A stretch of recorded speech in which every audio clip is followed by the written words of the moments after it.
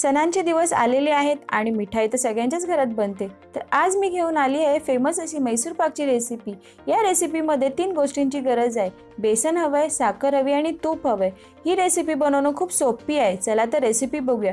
पण त्याच्या आधी एक रिक्वेस्ट आहे, जर तुम्हाला माझी रेसिपीज आवडत असेल तर लाईक करा आणि सबस्क्राइब करायला विसरू नका। 1 कप बेसन घ्यायचे आहे, 1.5 कप साखर आहे आणि तूप जे आपण इथे घेतले 1.5 कप तूप घेणार आहोत। जितकं तूप घाला तितकं मैसूर पाक छान बनतं। तर सगळ्यात आधी एका प्लेटला आपण तूप लावून घ्यायचं आहे, कारण की आपण मैसूर पाक त्याच्यात सेट करायला ठेवणार आहे। आणि प्लेट जी अशी रुंदीची घ्यायची, त्याची जी बाजू आहे ती अशी रुंद असलेली पाहिजे। सगळ्यात आधी आपण जे बेसन घेतलेलं आहे ते चाळणीच्या सहाय्याने चाळून घ्यायचे, कारण की त्याच्यामध्ये डाळीचे लहान लहान तुकडे असू शकतात, म्हणून जे बेसन आहे आपण चाळून घेणार आहोत।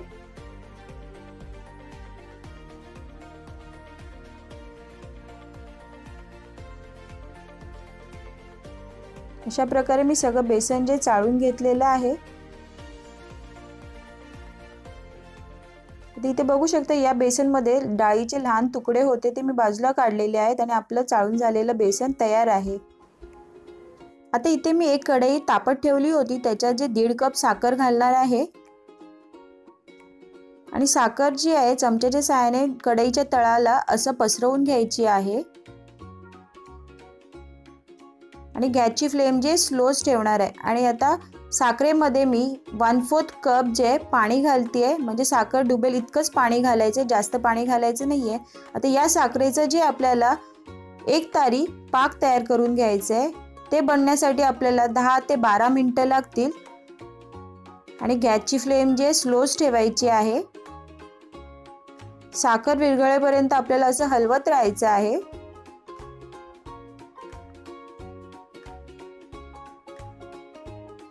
आता तुम्ही बघू शकता आपली साखर जी विरघळत आलेली आहे आणि साखरेचा पाक जो आहे तयार होत आलेला आहे। आता चमच्यामध्ये अशी साखरेचा पाक घ्यायचा आणि अशा बोटाच्या सहाय्याने चेक करायचा की 1 तारी पाक तयार झालेला आहे की नाही। ते माझं अजून झालेलं नाहीये, म्हणून मी पुन्हा ती शिजवत ठेवणार आहे।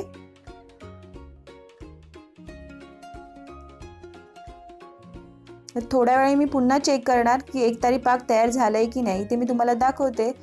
आता चमच्यामध्ये मी पाक घेतलंय जरासं, ते थंड झाल्याच्या नंतरच ते बोटाला लावायचं आणि बघू शकता इथे 1 तारी पाक जो आपला तयार झालेला आहे। आता मी त्याच्यामध्ये जो आपण बेसन घेतलं होतं तो घालणार आहे आणि चमच्याच्या साहाय्याने एका बाजूने हलवत राहणार आहे, कारण की त्याच्यात गुठल्या होऊ नये म्हणून। आता छानपैकी बेसन जे आपल्याला पाकामध्ये मिक्स करून घ्यायचं आहे आणि ते मिक्स करून झाल्याच्या नंतर त्याच्यात मी 1 चमचा तूप घातलेला आहे। जितकं तूप तुम्ही या मैसूर पाकमध्ये घालाल तितकं ती मऊसर आणि तोंडात घालताच विरघळणारी बनेल। बेसन जे आहे असं चमच्याच्या सहाय्याने हलवत राहायचं आहे, खाली तळाला चिटकून द्यायचं नाहीये आणि गॅस जो आहे आपला स्लोच ठेवायचा आहे आणि त्याच्यामध्ये थोडं थोडं तूप घालायचं आहे। तूप जे आपण थोडं थोडं करूनच घालणार आहोत, एकदम सगळं तूप बेसनमध्ये नाही घालायचं आहे। अशा प्रकारे आपण चमचेच्या सहाय्याने सतत हलवत राहायचं आहे। आता तुम्ही विचाराल आपली मैसूर पाक तयार कसा होईल, कसं कळेल? तर जेव्हा आपलं बेसन जे कढईचं तळ सोडायला लागेल तेव्हा आपल्याला कळेल की आपलं मैसूर पाक तयार झालेला आहे। तर अजून ते होत नाहीये, आपण बघू शकता अजून कढईला चिकटलेलंच आहे। ते असती ते कढईचं तळ सुटेल तेव्हा आपल्याला कळेल की आपलं मैसूर पाक रेडी झालेला आहे। ही प्रोसेस व्हायला आपल्याला कम से कम 15 ते 20 मिनिटं लागतात। आता पुन्हा मी त्याच्यात थोडंसं तूप घालतीये आणि तूप घातल्याच्या नंतर असं हलवत राहायचं आहे।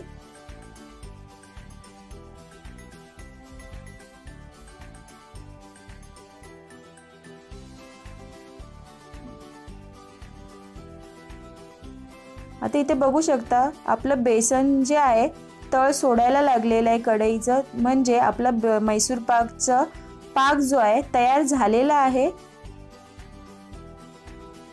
आता थोडा वेळ मी पुन्हा शिजवते आणि नंतर जे मी गॅसचा फ्लेम जे बंद करून घेणार आहे। इथे जे आपलं मैसूर पाक जो रेडी झालेला आहे आता मी गॅसची फ्लेम जे बंद करणार आहे आणि जे तूप घातलं होतं ते छानपैकी मिक्स करून घेते. बघू शकता आपलं जे मैसूर पाक जे आहे कढईच्या तळाला अजिबात चिटकत नाही आहे, म्हणजे ते छानपैकी तयार झालेलं आहे. आता आपण तूप लावलेल्या प्लेटमध्ये हे मैसूर पाक जे आहे ते काढून घेणार आहोत. ही जी प्रोसेस आहे आपल्याला थोडी फास्ट करायला लागते, नाहीतर मग हे जे आहे मैसूर पाक घट्ट व्हायला लागतं. आता मी हे मैसूर पाक त्या प्लेटमध्ये काढून घेते. अशा प्रकारे आपण ते प्लेटमध्ये काढून घेऊया.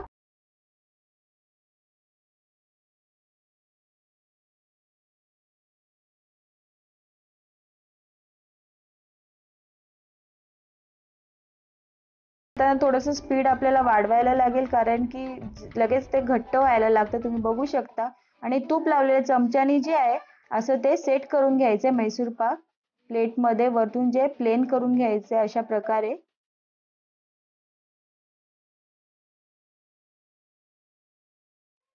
आता इथे जे आपलं मैसूर पाक जे आहे तयार झालेलं आहे हे सेट व्हायला 2 तास तरी लागतात. आता हे आपण सेट करण्यासाठी ठेवून देऊया.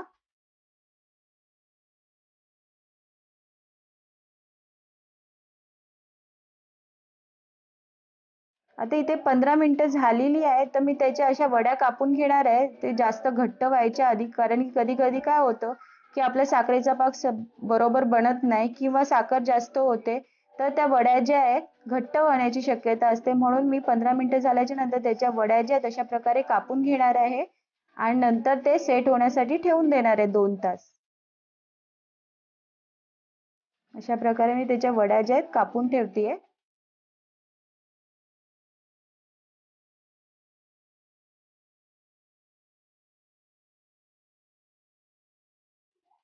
किती छान मैसूर पाक तयार झालेला आहे. आता हे सेट करण्यासाठी ठेवून द्यायचं आहे. तर 2 तासानंतर अशा प्रकारे किती मार्केट सारख्या छान वड्या ज्या आहेत आपल्या तयार झालेल्या आहेत मैसूर पाकच्या. बघू शकता तुम्ही किती छान कलर आलेला आहे त्याचा. जर तुम्हाला आजची माझी ही रेसिपी आवडली असेल तर लाईक करायला विसरू नका, आणि आतापर्यंत जर तुम्ही सबस्क्राईब केलं नसेल माझ्या चॅनलला तर प्लीज सबस्क्राईब करा. Till then bye bye.